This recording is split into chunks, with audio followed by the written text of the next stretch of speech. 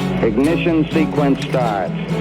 6, 5, 4, 3, 2, 1, 0. Liftoff. We have a liftoff.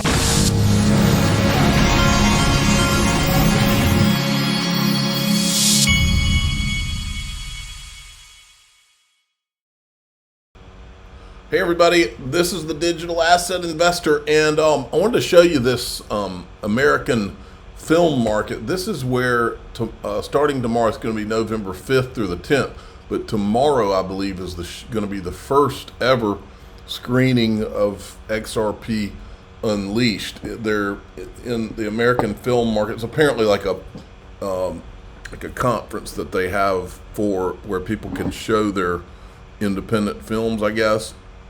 And then there's buyers and stuff like this, and so they're going there to show it tomorrow. Here they are on the agenda. Let's see, XRP Unleashed right here, Fruition Productions. That's which theater, I guess. November 5th at 11:30 a.m. That's Las Vegas time. If you click on that, shows you there's Christopher Dodge and Maya Dodge that are doing the film. Here's a summary of the thing. Very interesting stuff. Okay. I think it's just a tiny handful of people that are going to be allowed to watch it. This is a great tweet right here. If anyone tries to gaslight you into believing there was no misinformation campaigns to promote ETH and hold back XRP, just send them this, and there's plenty more where this came from. Yep, it was obvious. This is the reason. I mean, it's videos like this that I knew when we first started uncovering ETHgate. It's videos like this where I was like, yes, for years, why are they just talking about Bitcoin and Ethereum? And it was like they were going out of their way. And CNBC in late 2017, early 2018 was showing people how to buy XRP. And it's like somebody picked up the phone and called them and said, nope, don't talk about XRP anymore. In fact, there's no doubt in my mind that this is what happened. Don't talk about XRP anymore. You're promoting Bitcoin and Ethereum. There's so many things that are very important about what the SEC said today that clears the way for, let's say, Ether. What does that mean for like an XRP? An XRP, from the way I understand it, it's a technology solution that you don't necessarily need to use the coin to transact on the platform. So what happens to an XRP? How does a Ripple? So XRP, I think, is still in limbo here. Whether or not XRP is a security, I think for that particular coin, we're going to have to wait on it because there's a relationship between Ripple the coin and Ripple the company. Is there any trade in your view in terms of some of the coins that are there that were struggling in regulatory limbo and may now be considered commodities and so then may be listed on Coinbase and may get that pop? I mean, the easiest is Ethereum, right? That's what's been overhanging this entire thing was Ethereum a security? Very clearly said it's not a security. So that to me is the best one. Yeah, these guys, the fix was in and it has been in ever since. They just never thought that there would be an XRP army that would blow the lid off of it and track all of it and create a timeline. They never thought in a million years. Speaking of ETHgate, venture capital firm A16Z, famous from ETHgate, committed $23 million to Fair Shake on Monday, bringing the pro-crypto super PAC's war chest for the 2026 midterm elections to a sizable $78 million. And here is, with Thinking Crypto, Mark Yusko weighs in on the election. I think it doesn't matter long-term who wins the election. I think short-term, a Harris win is negative for Bitcoin short-term because people think, oh, Gensler's going to stay and Warren's going to be in power, and that's bad. And it is, but Bitcoin has proven over and over and over again that it can survive all the dumb attacks based on FUD. But short term, I think that would be bad. Long term, it's actually probably better because that side has drunk the Kool-Aid of the cult of Kelton, and they believe that MMT works and that you can print as much money as you want and give money to all your cronies. So they're going to keep doing that, right? I mean, the fact that we are still sending billions, tens of billions of dollars to Ukraine in what's just a blatant money laundering operation. I mean, it's as blatant as the nose on your face, and yet we're still doing it. And that has to be financed, and the only way to finance it is to print money, which is to devalue, and that's why I just paid, like $18 for lunch, instead of 10. So that means that one Bitcoin priced in dollars will be much higher. So long term, if the Democrats stay in charge, moonshot.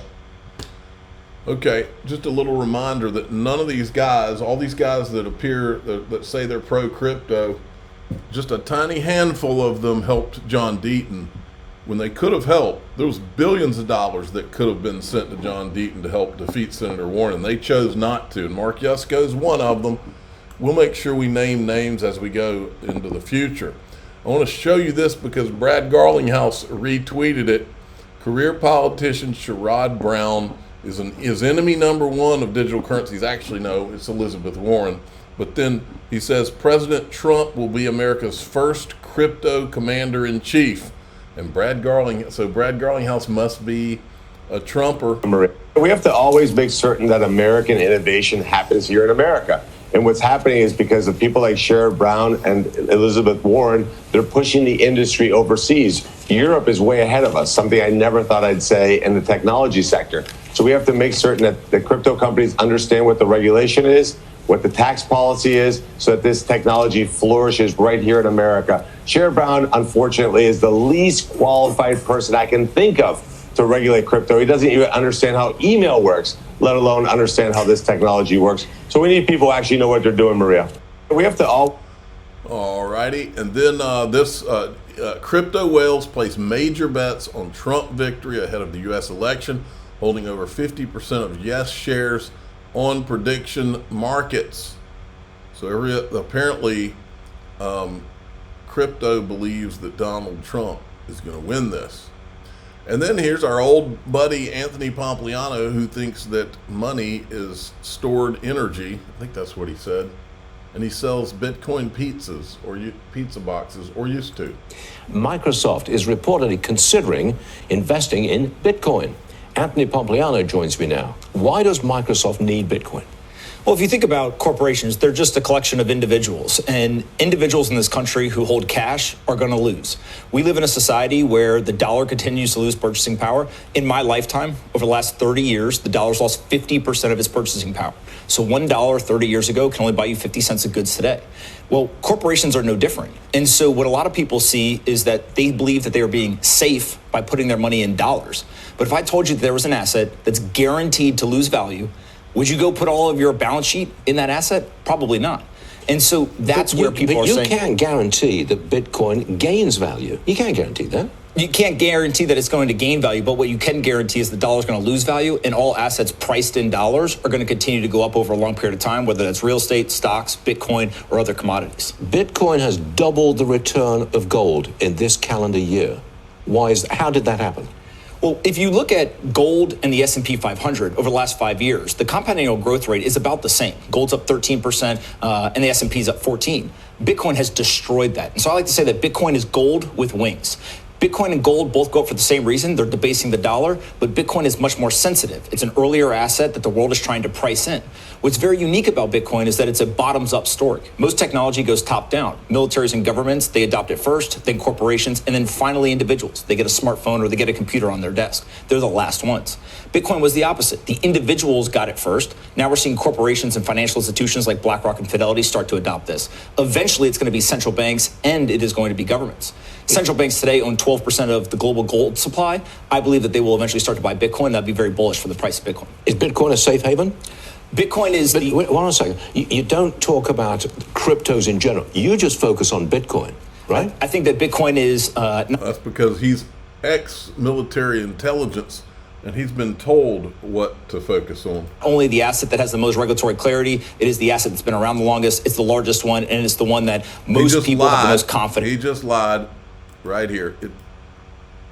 Right? I think that Bitcoin is not only the asset that has the most regulatory clarity, it is the asset... That's a lie. He knows it's a lie, too. He's been actively lying about things that he knows for a while. And around the longest, it's the largest one, and it's the one that most people have the most confidence in that it's going to be here in 20 years. Show me with numbers that Bitcoin is the savings account of the new generation. If you think of the traditional financial system, you have a checking account, you got a savings account. That checking account is being replaced by stable coins. It's just dollars in a digital rail. Bitcoin is becoming that savings account. And the beauty of a savings account is you put your money there and you don't move it. So if you go and you look on chain, you can see that more than 1 out of every 2 Bitcoin has not moved in the last 2 years. And 2 out of every 3 Bitcoin has not moved in the last 12 months, even though Bitcoin's price has tripled during that time period. Clearly a Bitcoin supporter, Anthony Pompliano, are you not? I think that Bitcoin is good for everybody. Good to have you on the show. Okay. All right. And I'm not saying Bitcoin's not going to do well. If they allow it to live, it will do well as a store of value, but it can't do anything else. And he knows that. Now, in DAIXRP.com, since we're going into election day, I'm going to spell out very clearly who these bad guys are. And we're going to go over a little bit of what they've done. And so that you know clearly, this is not just some election, folks. This is good versus evil. For the first time in my life, this is pure good versus evil is what we're dealing with. And I'm going to lay it out. I'm the digital asset investor. I'm not an investment advisor. This is for entertainment purposes only. Please subscribe, hit the like button, tell your friends and family. Away we go.